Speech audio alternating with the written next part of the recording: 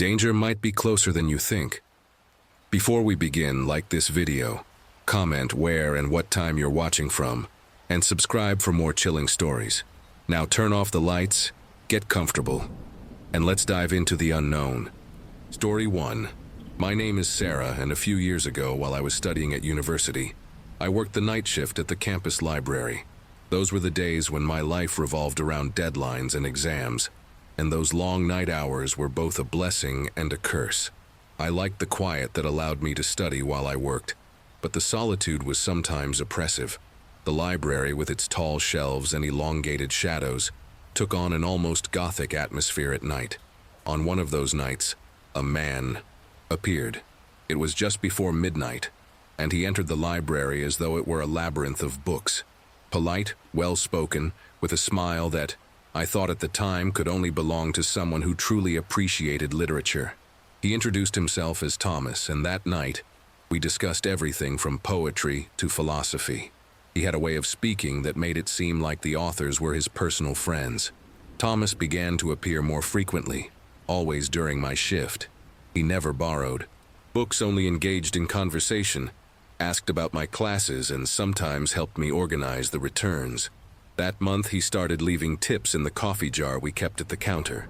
Always large bills, which was strange, but I appreciated the extra money as a student.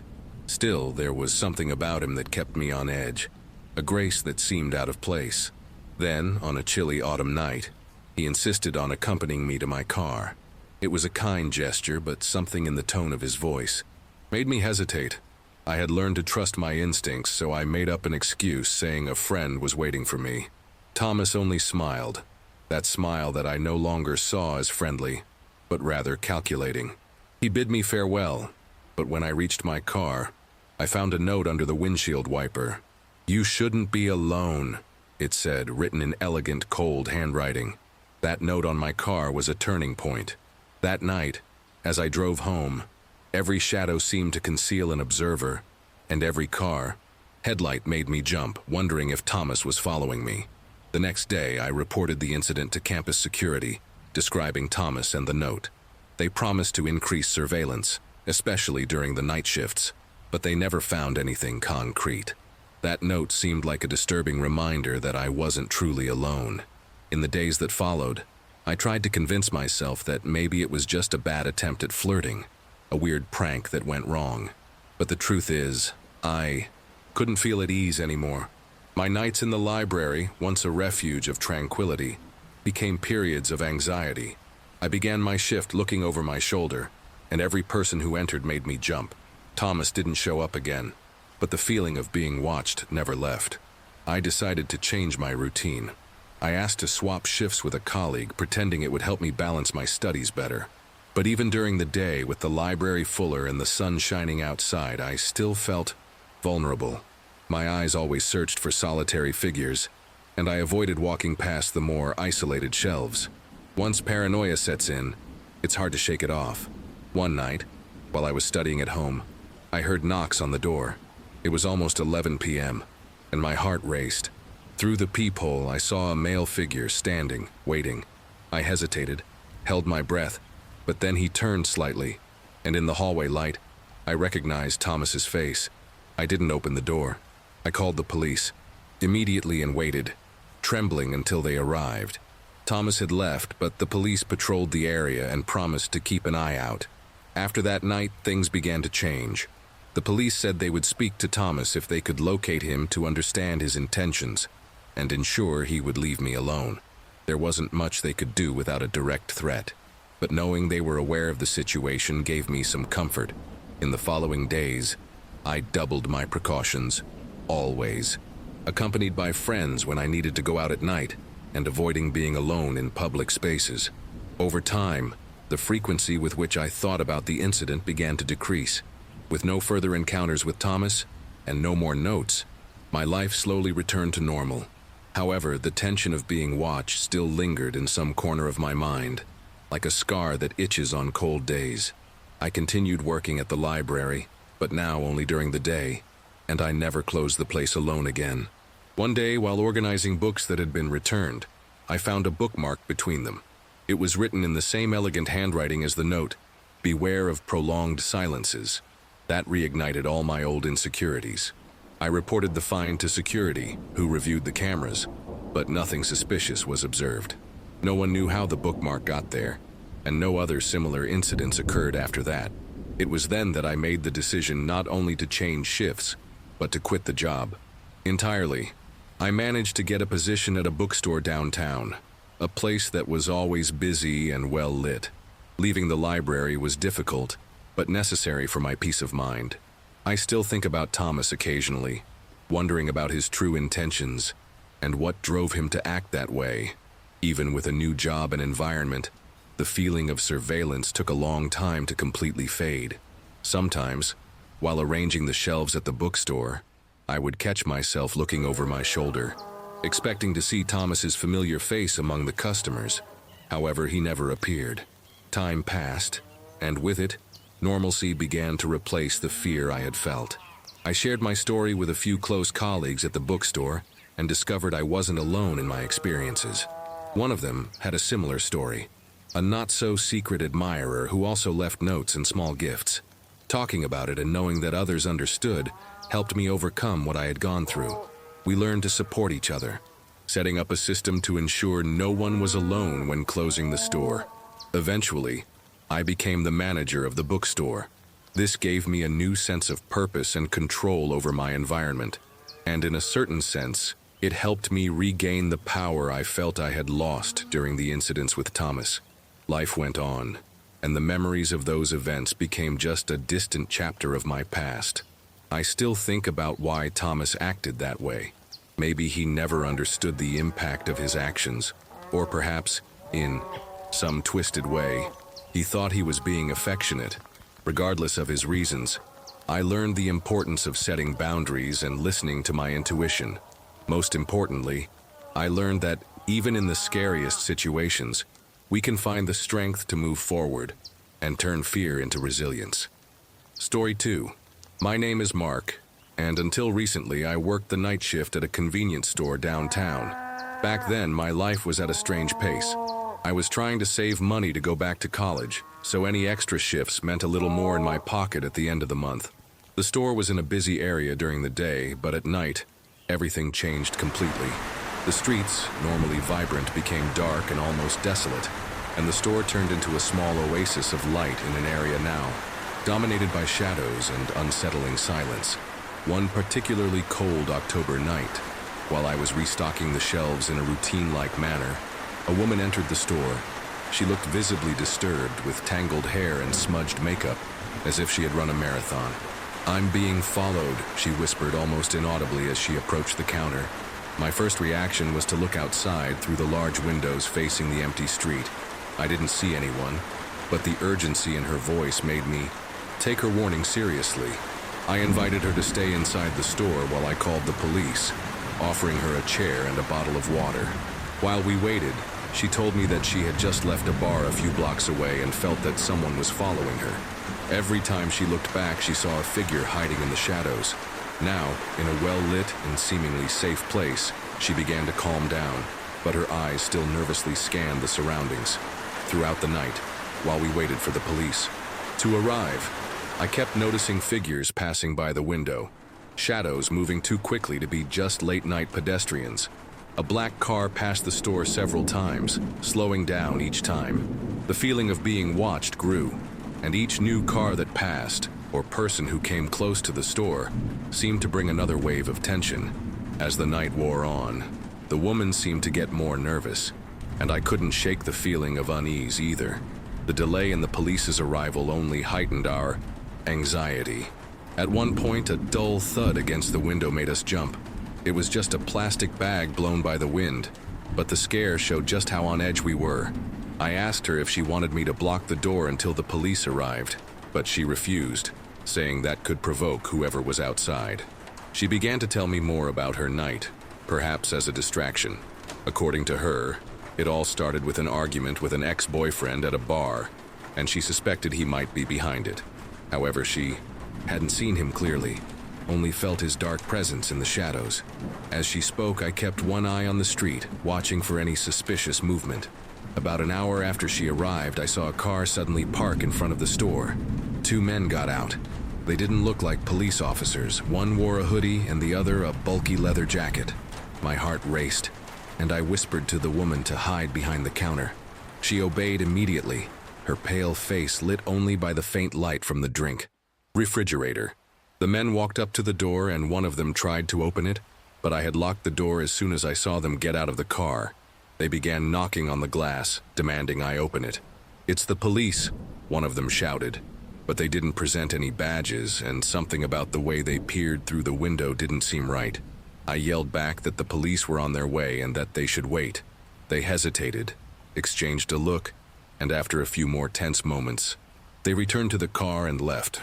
Once the men were gone, the tension inside the store seemed to lessen slightly, but the fear still hung in the air.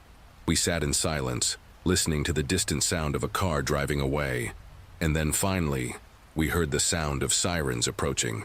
The woman emerged from behind the counter, looking out the window with a mix of relief and apprehension. When the police car parked in front of the store, she sighed deeply, her hands trembling slightly. A boss came into the store and quickly took control of the situation. They listened to our descriptions of the events and noted the men's and car's characteristics. After asking a few routine questions and assuring us they would conduct regular patrols in the area, they left, taking the woman with them to ensure she got home safely. The sense of relief was palpable, but the air still carried a lingering trace of fear. After the police left, I was alone in the store, reflecting on what had happened. The rest of the night passed without incident, but with every car that passed, I felt a twinge of anxiety. I wondered if the men would return, or if there was something more I should have done.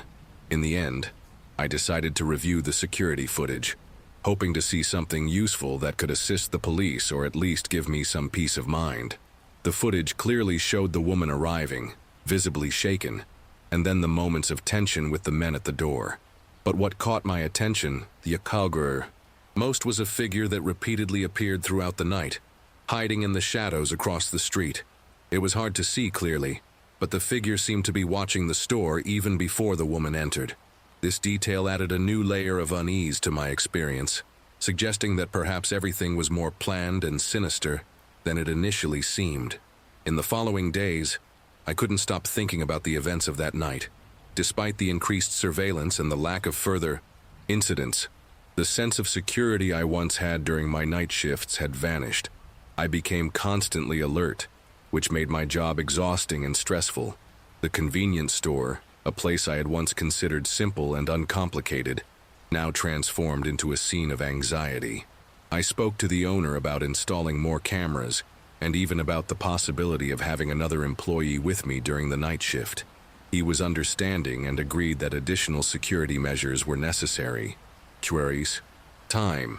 These changes helped rebuild some of my sense of safety, but the trauma of that night never fully disappeared. Reflecting on everything that happened, I realized that we would never know for sure whether the woman really knew those men, or if it was all just a terrible coincidence. The police continued their investigation, but there were no more signs of the men or the black car. Eventually, the case went cold, leaving more questions than answers. From this experience, I learned the importance of always being vigilant and not underestimating the feeling that something is wrong. Now, whenever I start my shift, I remind myself to not only look at the faces entering the store, but also at the shadows they may bring with them. And perhaps most importantly, I learned that even the most ordinary places can hide stories that we'd rather never know. Story 3. My name is Emma, and I'm a nurse at a small hospital on the outskirts of town. Working the night shift has always been a challenge, not only because of the rhythm which swings between deep calm and abrupt emergencies, but also because of the environment. Quiet hallways and the constant echoing of footsteps that always seem louder in the dead of night. Back then, I was already used to the nighttime routine, but one particular evening, an experience completely changed my perception. Tranquility at work. It all began with the admission of an elderly patient, Mr. Harold, who needed constant care due to his debilitating condition. His family was deeply involved, especially his nephew Daniel, who visited almost every night. Daniel was a tall man with a rigid posture, always impeccably dressed in well-tailored suits that seemed out of place in the hospital setting. He was polite, but there was an intensity in his gaze that occasionally made me feel uneasy. One particularly quiet night, Daniel arrived later than usual. Most of the other patients were already asleep and the hallways were quieter than ever. He asked to speak to me privately, stepping away from the ears of the other patients and staff. Daniel began to ask detailed questions about the hospital's safety procedures and who would have access to his uncle's room after visiting hours. His curiosity seemed excessive and out of the ordinary. Daniel's visits began to become more frequent, and his questions grew more invasive. He wanted to know the exact timing of the night rounds, how many nurses were on shift, and how the emergency system worked. Each interaction with him left me more anxious, as though each question hid a second, unknown intention. Not just concern for his uncle, but something else, something I couldn't identify. As the nights went on, I started to observe Daniel more closely. Though his visits were always within the allowed hours, they began to stretch to the very last moments. Before the hospital restricted visitors. On one of these occasions, I noticed him talking on the phone in a dark corner of the hallway. His tone was low, but his expression was tense, which heightened my suspicions. I decided to mention this to my supervisor, who suggested we keep a more detailed log of his visits. The tension grew when, one night, Daniel showed up with a woman I had never seen before.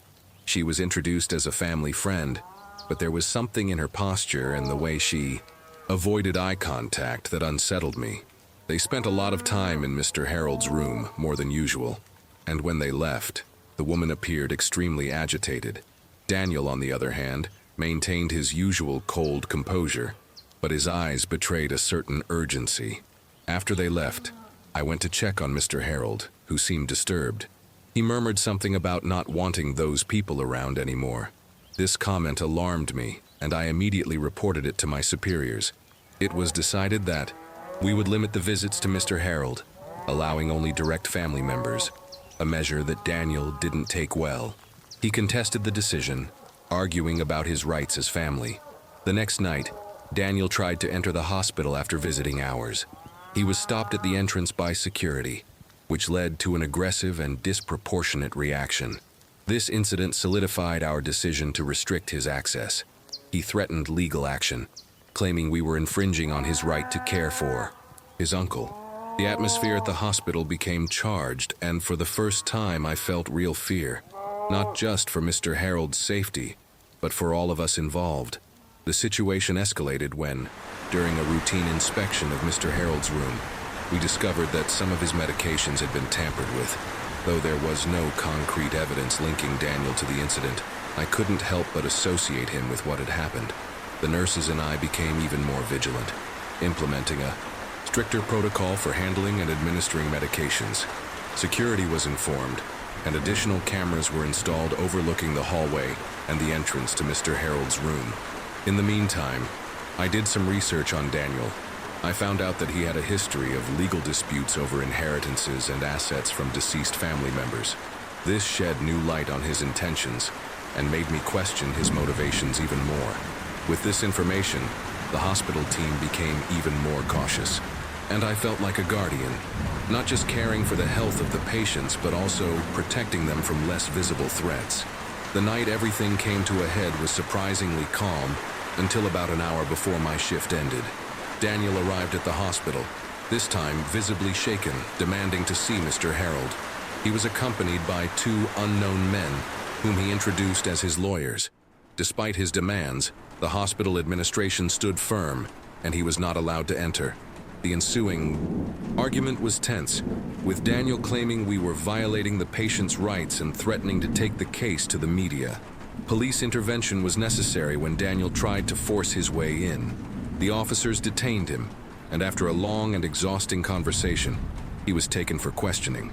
The investigation that followed revealed that Daniel was attempting to obtain a power of attorney, not only to control Mr. Harold's medical care, but also his finances. This incident became a turning point, leading to a restraining order that prevented Daniel from visiting the hospital without supervision. After this incident, the atmosphere at the hospital gradually returned to normal. Mr. Harold was transferred to another department with increased security, and his health began to improve, free from the tension caused by Daniel's visits. The restraining order seemed to deter Daniel, and he did not attempt further contact.